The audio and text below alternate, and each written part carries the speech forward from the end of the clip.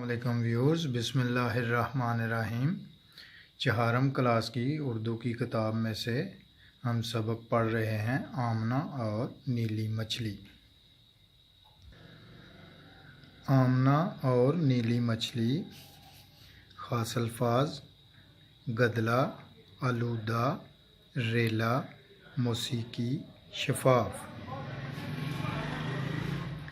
اسلام آباد کے قریب ایک چھوٹا سا گاؤں تھا جو خوبصورت پہاڑوں سے گھرا ہوا تھا۔ اس گاؤں میں بہت کم لوگ رہتے تھے۔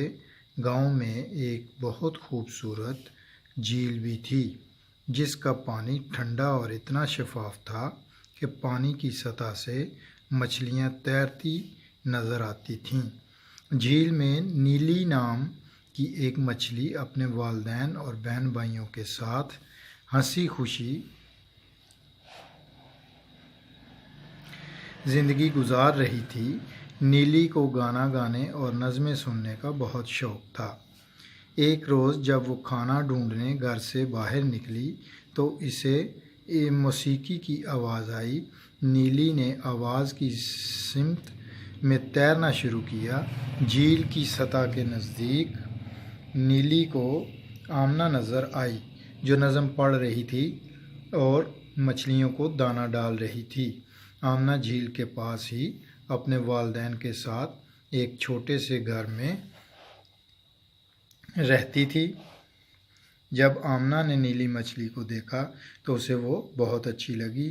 اس کے بعد جب بھی آمنہ جھیل کی سیر کو آتی تو نیلی کو دانہ ضرور ڈالتی۔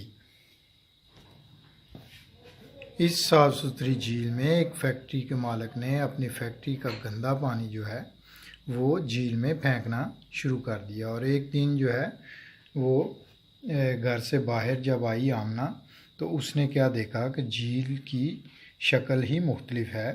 اس کا پانی بہت گدلا تھا اور آمنہ آگے بڑھی تو اسے کچھ مری ہوئی مچھلیاں نظر آئیں۔ انہی مچھلیوں میں نیلی بھی تھی۔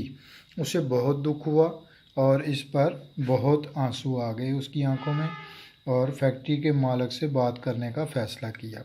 اور جب آمنہ نے فیکٹری کے مالک سے سارے مسئلے سے آگاہ کیا فیکٹری کے مالک کو، تو انہوں نے اسے تسلی دی کہ تھوڑا سا گندا پانی جھیل کی خوبصورتی خراب نہیں کرے گا۔ آمنہ نے فیکٹری مالک کو پھر سمجھانے کی کوشش کی۔ آخر کار فیکٹری مالک جو ہے وہ اس بات پر راضی ہو گیا کہ گندے پانی کو کسی مناسب انتظام سے کہیں اور ٹھکانے لگایا جائے گا تاکہ باقی مچھلیاں جو ہیں وہ آلودگی سے بچ جائیں۔ اپنا خیال رکھیے گا۔ انشاءاللہ تعالی نیکسٹ ویڈیو میں ملیں گے نیکسٹ سبق کے ساتھ۔ اللہ حافظ۔